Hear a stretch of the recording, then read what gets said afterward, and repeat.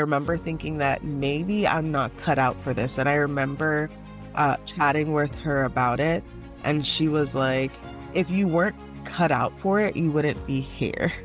And I remember thinking, oh, that's easy for her to say. But as time went on, I realized that having that experience and wanting to quit and go home was what really made me remember the reason why I did it in the first place, which is because I had never used an electronic medical record. So getting used to typing everything and not writing everything down was one thing, and placing orders in that way was very interesting. And then the thing that nobody tells you, I think one of the best parts of my residency was the fact that you were able to do pretty complex cases fairly early on in residency.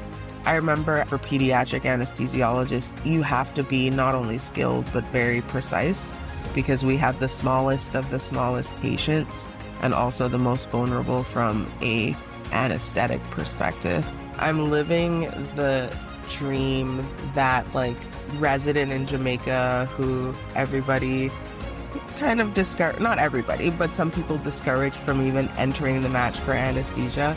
I'm living her dream. When pediatric anesthesiologist Dr. Lorianne Edwards decided to enter the match for anesthesiology, there were some doubters. But in the years that have followed, she has certainly proven them wrong. No stranger to excellence, Dr. Edwards completed medical school at the University of the West Indies, graduating with honors. After pursuing residency training at Temple University, she pursued fellowship training and is now an assistant professor. Dr. Edwards is deeply interested in improving not just the quality but also the safety of delivery of anesthesia for children. She's also committed to designing initiatives that create sustainable quality and cost-effective perioperative care.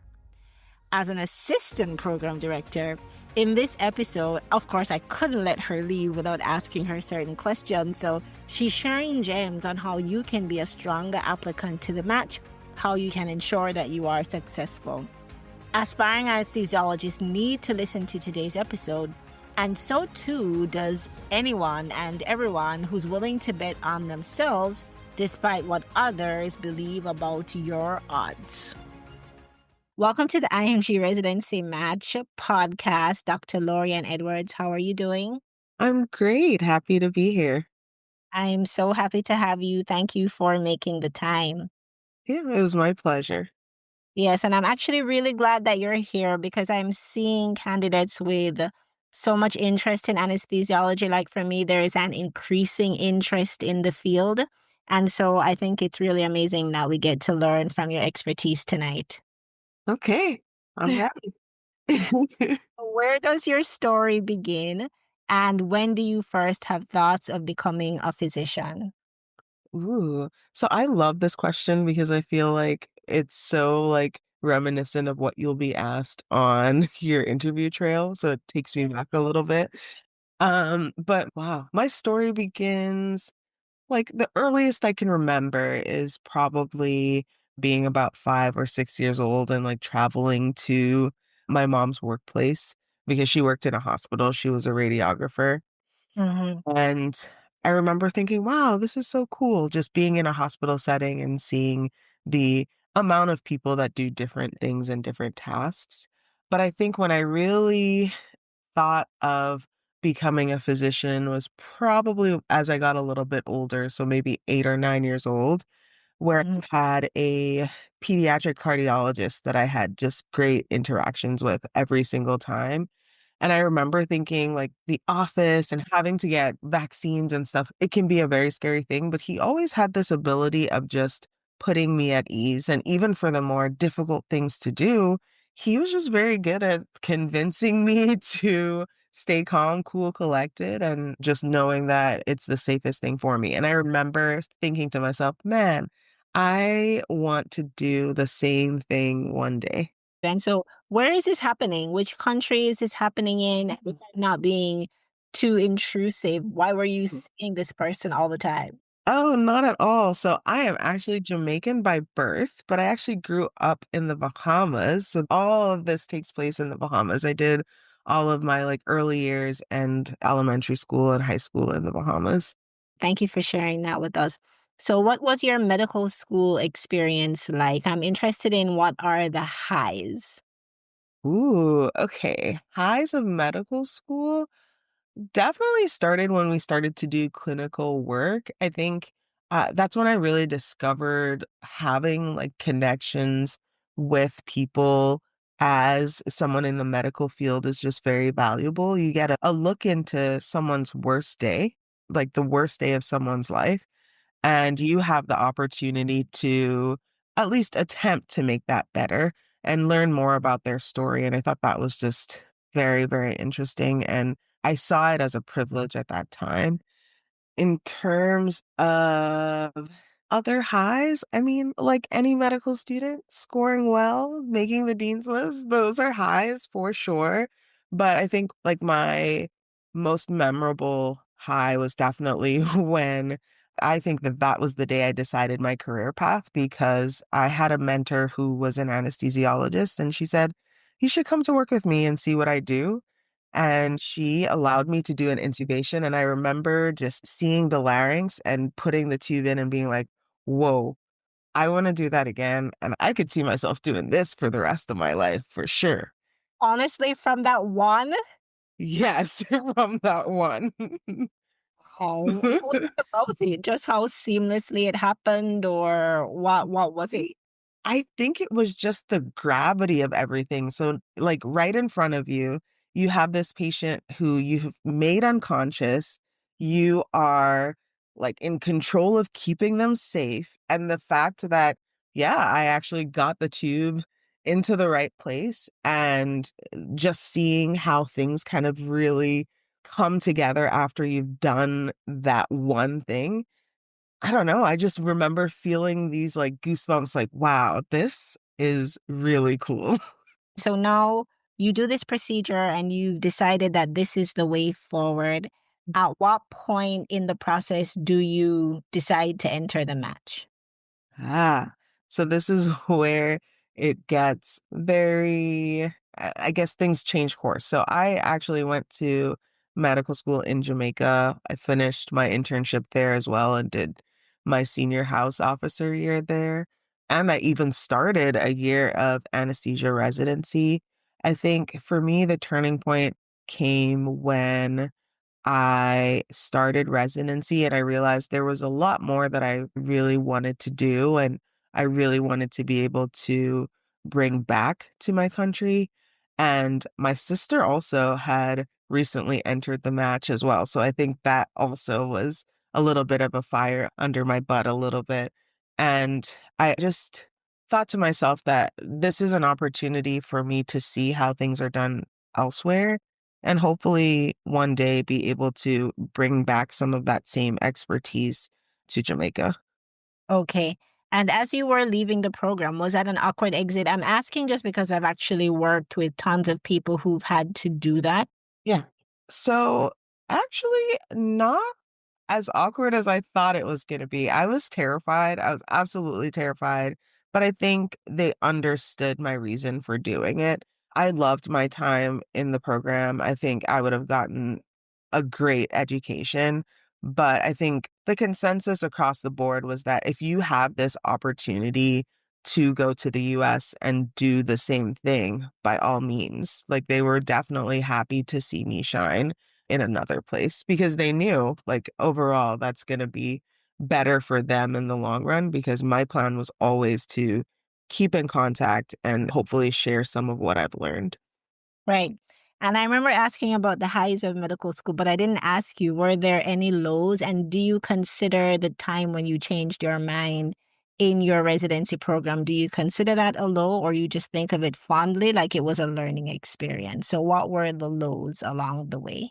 Ah, so I can remember specifically a low, and I think that's where my mentor came in, who's the anesthesiologist, and what made having that relationship with her so impactful.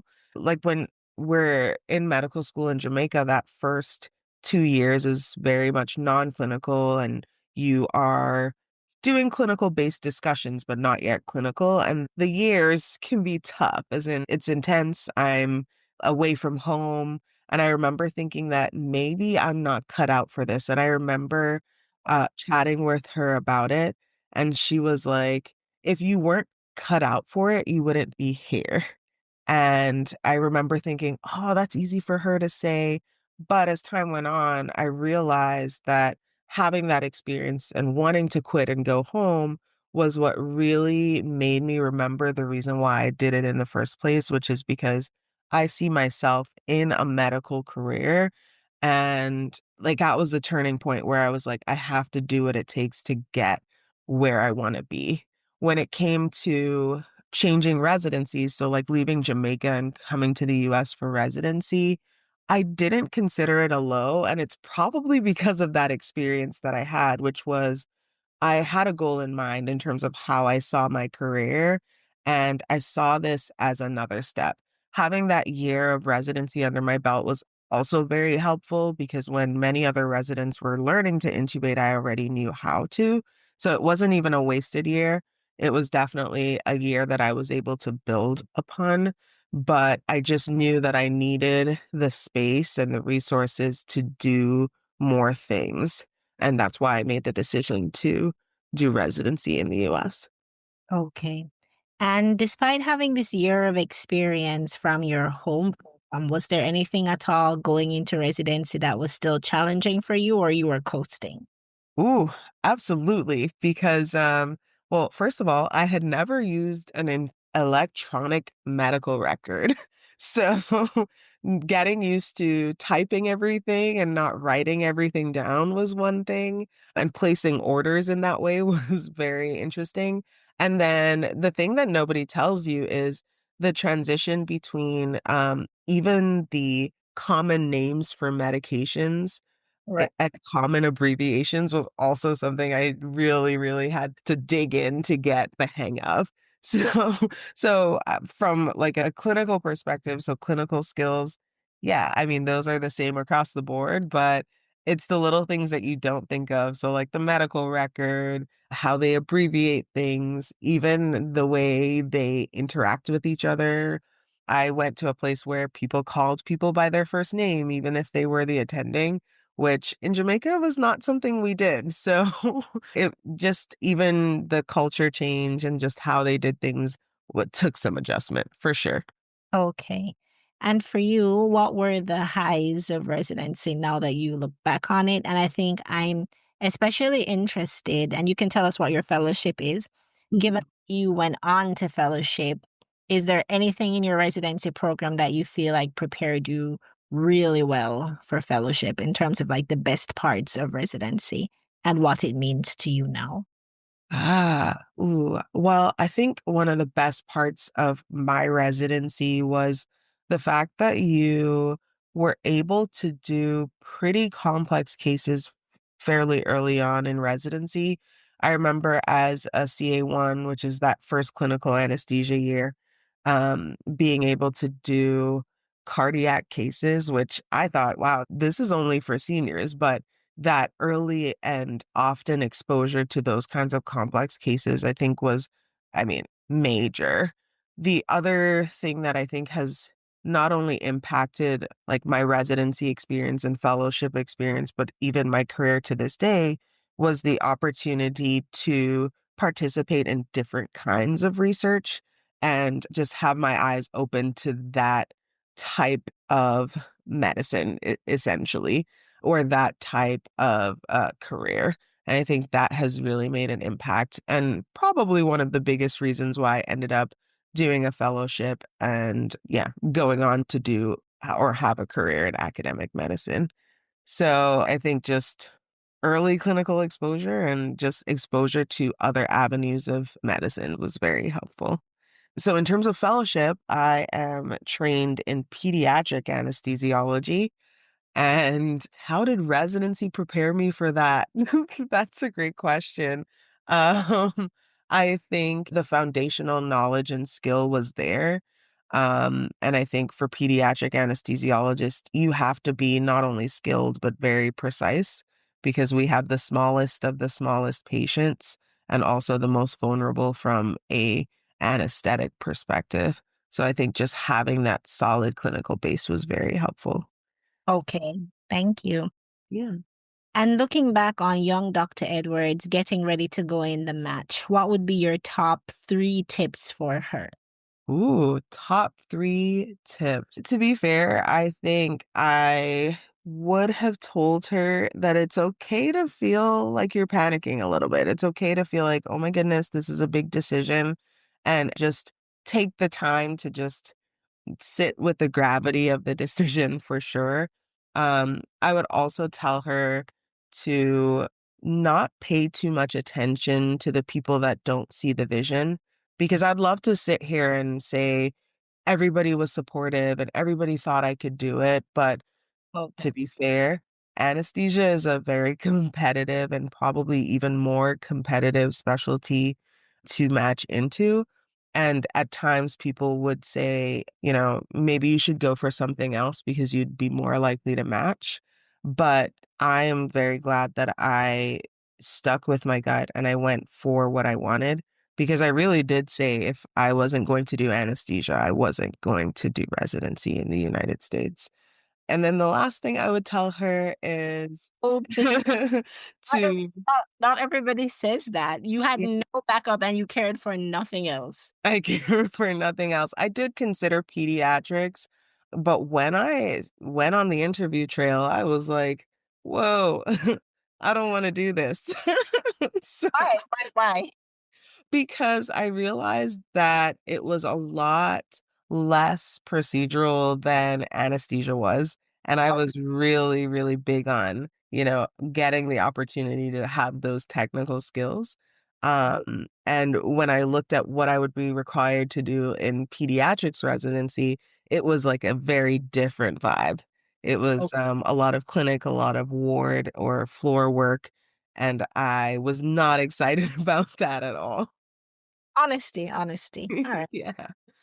Yeah, and then the final thing I would tell her is to really lean on the experiences of others. They may not have matched into your specialty, but if they were successful in the match, I think their tips are very helpful. And even just making connections with those people, you actually never know what can happen and how they can connect you to residencies in the US.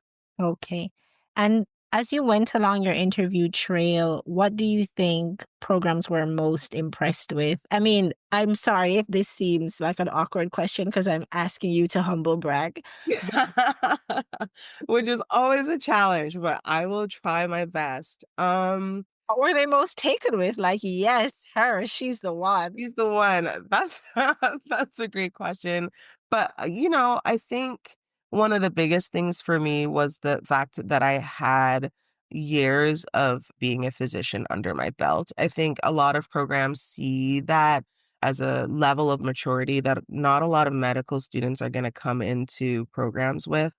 And although we always talk about, not wanting to have a lot of space between medical school and when you start residency, having clinical experience and having a job and working as a physician really makes the impression that you are a mature adult. And people are actually really, really excited about that. In terms of other things, like on my actual CV, I mean, I think my grades were average. I think I interviewed pretty well as well. And I did have some experiences that I think were very helpful because I did some other like work experiences that people found very interesting. Um, You're but laughing as you say very interesting. Should we know about these or no? sure. Funny enough, for a summer was almost like a tour guide. So we would tell the story of some of the history of the Bahamas. And I think people found that really interesting and a little bit funny because I actually had to portray like a character. I don't even remember what it was right now, but yeah, people really, really were interested in hearing about that. So you had to become a character as you gave the tour? Yes. So I had to have my acting skills on point. All right. And so you've chosen a career in academic medicine. Here you are, lots of hard work. I bet we can't even imagine how much hard work and however many decades later, literally, Yeah. has made it worthwhile for you, the uprooting from the Bahamas to Jamaica to the program to leaving the program, finding your home in the US. What makes it worthwhile for you now when you're going to work every day in academic medicine? I can sum that up pretty easily. I think I'm living the dream that like resident in Jamaica who everybody kind of discourage, not everybody, but some people discourage from even entering the match for anesthesia. I'm living her dream. And I feel like that is the thing that will always, really resonate with me and it'll always be my why and I'll always remember that just because I think if this was about, I don't know, 5 or 6 years ago, I don't think that I would have ever imagined the life that I'm living now. Oh, okay. Well, I can tell you've thought about it because you answered it so quickly and so. I have. I have. I think I loved the question because I just think that the road is long. And as much as I've been very fortunate along the way, there are a lot of changes that you go through along the way. And I remember just thinking back to those times and then thinking to seeing where I am now and thinking, wow, you did it. You did it. You did that some said that you couldn't do. And that'll always be the thing that I can hang my hat on, no matter what happens next. So, looking ahead, this is my final question to you. You mentioned knowing that at some point you'd want to stay in touch with your home countries, but you're also building your career now. What do you want your legacy to be? And is it tied to geography, or you now feel limitless where geography is concerned? So, what is the legacy, and is it restricted to geography? Okay.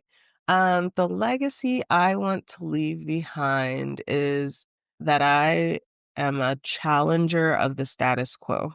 I'm a firm believer in the fact that things can always be done better. It doesn't have to be a situation where we have to do it this way because we've always done it this way. I think times have changed, generations are different, and technology is different.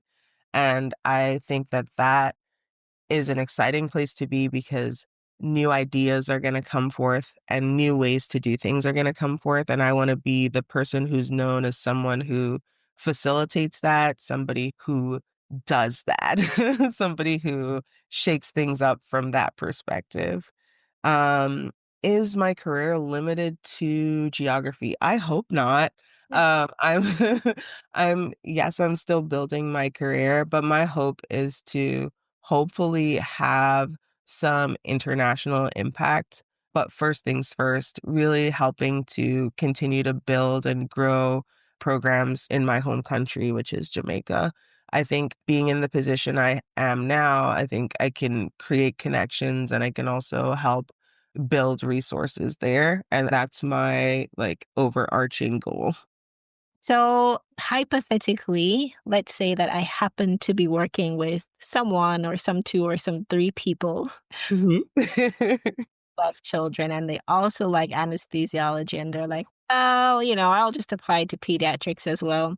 Mhm. If they were not to do that, and they were to take some additional time as FMGs to improve their profile and improve their strategy and focus only on anesthesiology, what would you tell them to do? Ooh, I would tell them to definitely focus on getting great scores. I think the change from step one being scored to now pass fail has really changed the landscape of the match. And I think even to get your foot in the door, scores are going to be the first thing that programs are going to screen for. And it's going to make a huge difference, especially for those that are FMGs. If at all possible, having some clinical experience or shadowing experience in the US would be great, but I know that that's also quite difficult to do as well. But I think probably the more I guess, reachable thing or the easier thing to do. And I say that very loosely because easier is a relative term, but getting scores is going to be huge. And also strategizing how you're going to signal, because signaling has become a huge, huge thing. Okay. Okay. What makes an ideal IMG anesthesiology resident as an applicant? What would you be looking for? What would you be looking for if you were hypothetically involved in the selection of Hypothetically. Yeah, I think the first thing people look at are the scores, gonna be honest. Second, and I think the thing that's probably the most underestimated is letters of recommendation. I think a lot of people don't realize that we can smell a letter that's copy and paste or that's been written 20 times for 20 different people. We're really looking for people who can speak to you as a person, but also your clinical skills and your leadership ability, or even your potential in the field of anesthesiology. I think sometimes people, especially FMGs, can have lukewarm letters. And I think it's more cultural than anything. Because I remember on my interview trail where people would be like, wow, your letters weren't that great, but you're amazing. And I remember thinking it is likely cultural differences because because you'll see letters that say this medical student is in the top 1% and they're the best person I've ever known. But culturally, some places saying that you do a good job and you're solid clinically is like that culture's version of you're in the top 1%.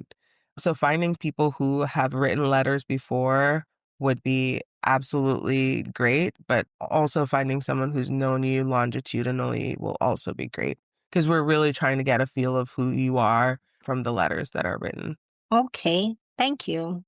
Thanks in advance for all the people who will listen and scribble everything you said. So, Dr. Edwards, could you tell us a little bit about your experience selecting residents, both when you were a chief resident and now as an assistant program director? What should people know about as they're putting themselves together to be people who stand out, who get called in for interviews? Ooh. That's a great question. I think having a full application ready to go is going to be key. It definitely sends the wrong message if your application's uploaded and they're missing components. This doesn't mean that you won't get an interview, but it does set off some signals if everything's not ready to go. I understand that there may be some setbacks in terms of getting all the information, but as best as possible, it'll give you the best chance possible. Okay. And what are you looking for in terms of the holistic package that the applicant brings? Is it that they're cutoff scores, and if they don't have 260s across the board, they need to come again? What are some of the first things that you'll be looking for when selecting people to interview? So interviews are, we review the applications and we do look at your application as a whole. There are things that are going to stand out, like people who have leadership roles, people who have significant contributions outside of medicine. So you're an accomplished musician, you're an Olympic athlete, you're a college athlete. Research is always good. And I think that's probably the thing that people think of most when they think of residency applications. And then having significant community service, program building, so building a program at your institution or even in your community, those are things that stand out because those are people who are able to do the med school thing, but also have interests outside of medicine and significant interests at that. Okay, thank you. It's been a pleasure even communicating with you to arrange this and just to talk with you. And of course, as I'm doing, trying to mine information for people who are coming along. And it can just seem so discouraging, but if they can just see one person who they have similarities with who did it, they feel encouraged that they can do it too. So thank you so much for sharing your story with us. Oh, it was my pleasure. And I hope that this really is an example that if you go for it, no matter what anyone else may think, you may be very, very successful in the end. Thank you. Hey friend, thank you for listening to the IMG Residency Match podcast. If you're ready to create a memorable application that gives you the best possible odds of matching into residency, connect with me at bit.ly/IMG match. That's all lowercase. And you can find me on Instagram, YouTube, and Facebook at Memorable Essay. Our handle is Memorable Essay. If you enjoyed this episode, be sure to follow, leave a review, and share it with another IMG who's on their match journey. Your support helps more ambitious IMGs to find our show. Until next time, keep focused and be memorable.